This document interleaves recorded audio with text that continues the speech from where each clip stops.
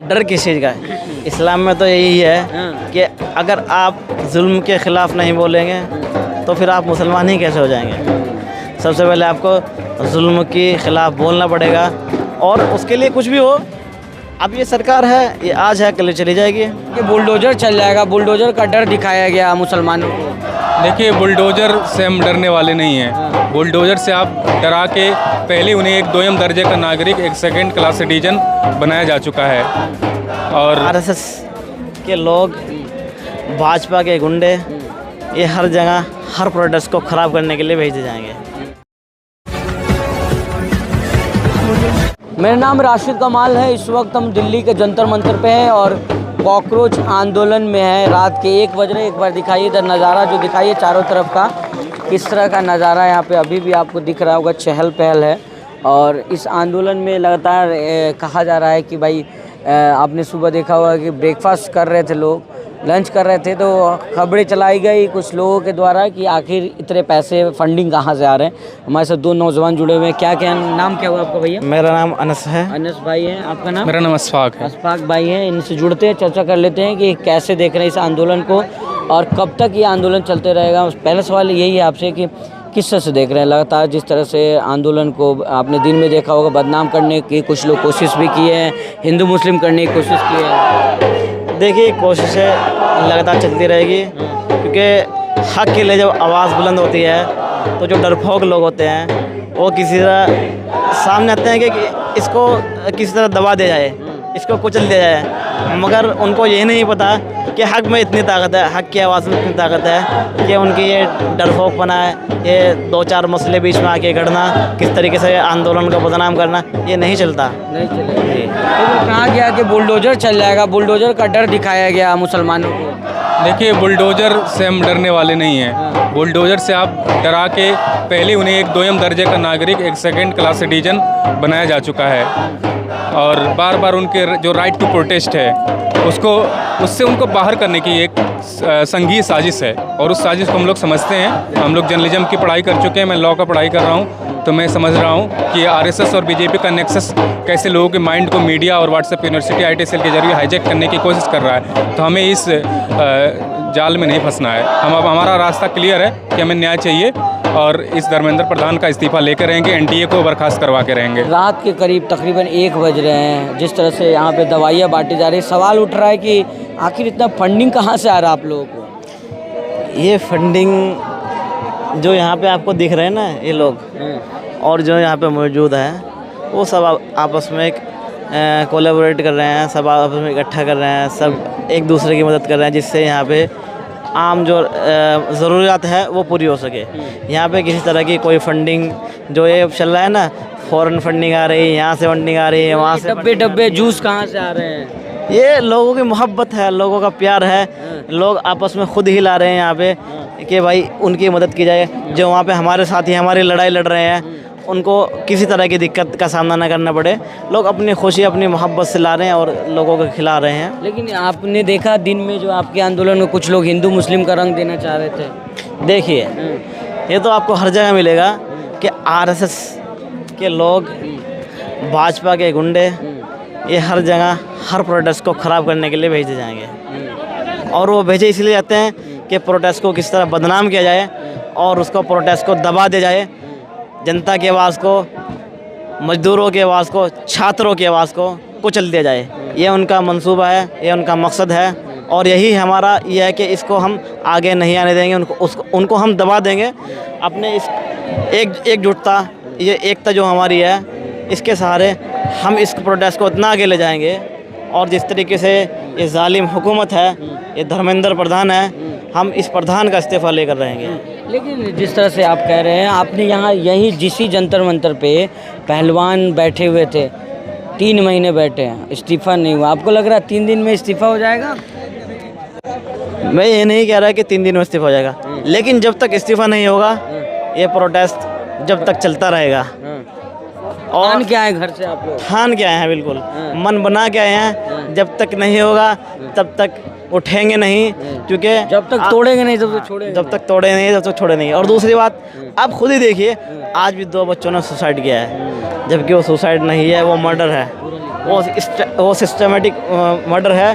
वो एक स्ट्रक्चर, एक गवर्नमेंट की बॉडी द्वारा किया गया मर्डर है। अच्छा, यहाँ पे एक जो आप लोग देखे हैं मीडिया के कुछ लोग आ रहे हैं, वो आप लोगों को बता रहे हैं कि ये लोग नेपाल बनाना चाह रहे हैं देश को। आपको देखा, आपने पुलिस उनको निकाल के ले गई है यहाँ से। अच्छा, आप लोग नेपाल बनाना चाह रहे हैं? ये बताइए, अगर कोई सरकार सही से काम नहीं कर पा रही, हमने सरकार किस लिए बनाई थी? कि वो हमारे लिए काम करे, जो हमारी समस्या है उनको सही से पूरा करे, उनको तरीके से मैनेज करके जो जनता है उसके बीच में सही से उसका परिणाम हो, उसके लिए हमने सरकार बनाई थी। जब ये सरकार हमारी जो चीज़ें हैं उनको नहीं कर पाएगी तो हमें ऐसी सरकार क्यों चाहिए?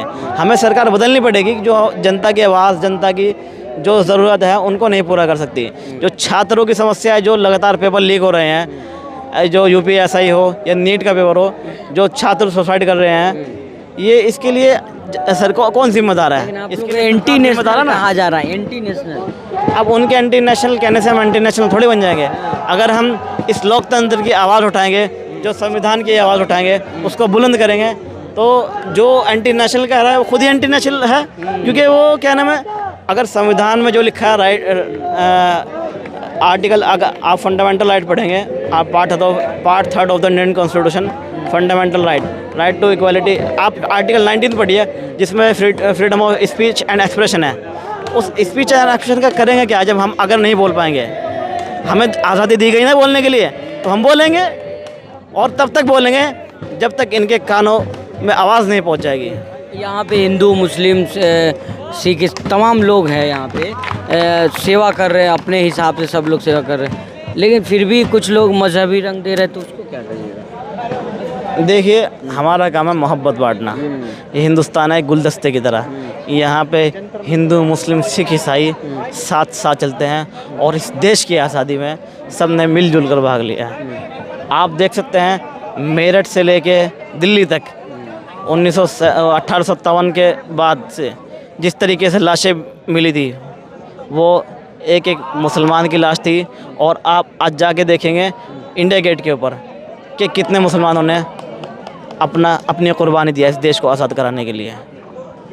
आपसे जुड़ेंगे। आपका क्या नाम है भाई? मेरा नाम अशफाक है, मैं दिल्ली यूनिवर्सिटी का स्टूडेंट हूँ। अशफाक भाई, बताइए कैसे देख रहे हैं आप लोग? 3 दिन से डटे हुए यहाँ पे, लेकिन कुछ लोग आकर के आंदोलन को डाइवर्ट करना चाह रहे हैं। आप लोग को कहा जाए एंटी नेशनल कह रहे बांग्लादेशी फंड आ रहा है आप लोगों के पास। देखिए, वो तो पेड लोग हैं, उनका क्या है, 2 अर्निंग का सोर्स है। एक तो बाहर से उनको पैसा मिला है, एक तो यहाँ के व्यूज जो उनको निचोड़ना है उससे पैसा लेना है। तो हम उनका एक जरिया तो तोड़ना चाहते हैं कि एक तो तुम यहाँ मुर्गा लड़ा के भी पैसा कमाने की कोशिश कर रहे हो, देश बांट के भी पैसा कमाने की कोशिश कर रहे हो, लोगों को आपस में लड़ा करके, जो असली मुद्दे के लिए यहाँ आए हुए हैं। तो असली एंटी नेशनल तो हैं, तो एंटी नेशनल को हम खुद भगा दे रहे हैं। तो हम लोग खुद नेशनलिस्ट हैं, और हम लोग देश के युवा, देश के मजदूर, गरीब किसान के बच्चे जो आज नहीं पढ़ पा रहे हैं, महंगी शिक्षा के कारण, जो प्राइवेटाइजेशन बढ़ रहा है, जो निजीकरण बढ़ रहा है, जो भगवाकरण संस्थानों में बढ़ रहा है, जब हमें साइंटिफिक टेम्पर डेवलप होना चाहिए, लोगों के अंदर तर्क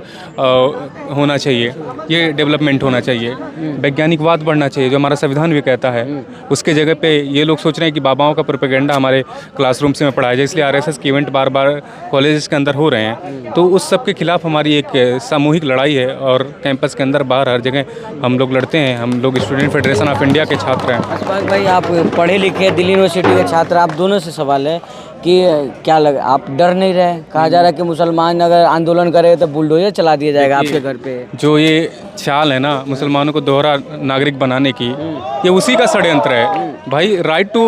अगर right to speech and expression किसी अन्य सिटीजन के पास है तो मेरे पास भी है, तो मैं क्यों नहीं उसका प्रैक्टिस करूँ? डर लग रहा है कि घर पे बुलडोजर चल जाएगा? देखिए, घर पे बुलडोजर चलने से क्या है, जब हमारे सपनों पे बुलडोजर चल चुका है तो हम घर बना लेंगे जब हमारे सपने पूरे होंगे।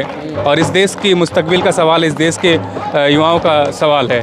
और अगर हम अपना घर पकड़ के बैठ जाएंगे तो आज़ादी के समय पे भी जो लोग, अशफाकुल्लाह खान ने अगर अपना जान दिया, शहीद भगत सिंह ने अपना जान दिया, अगर वो भी अपना घर पकड़ के बैठ जाते तो अंग्रेज कभी इस देश को छोड़ के नहीं जाते। अशफाक भाई, सोशल मीडिया पर आप दोनों देखे होंगे कि खबरें चल रही थी कि मुसलमान दूरी बनाए हुए हैं, आप दोनों मुसलमान हैं, तो आप लोग कहाँ दूरी बनाए? तो ये खबर कैसे लोग चला रहे हैं? देखिए, हमारे बहुत सारी साथी हैं, जामिया से हमारी साथी सनम आई हुई हैं, तो वो भी उसी समाज से ताल्लुक़ रखती हैं। देखिए, भारत सभी का देश है, सभी के पास इक्वल अपॉर्चुनिटी है अपनी बात रखने की, अपनी बात कहने की, अपनी बात उठाने की। तो हमें किसी प्रोपेगेंडे का शिकार नहीं होना है। हम पढ़ लिख किस लिए रहे हैं? शिकार होने के लिए नहीं, जो सच है उसको बोलने के लिए पढ़ लिख रहे हैं, और हम बोलेंगे। डरेंगे नहीं ना? नहीं, मैंने भी जर्नलिज्म का कोर्स किया है, और मैंने इसीलिए किया है ताकि मैं बाद में लोगों की आवाज़ उठा सकूं।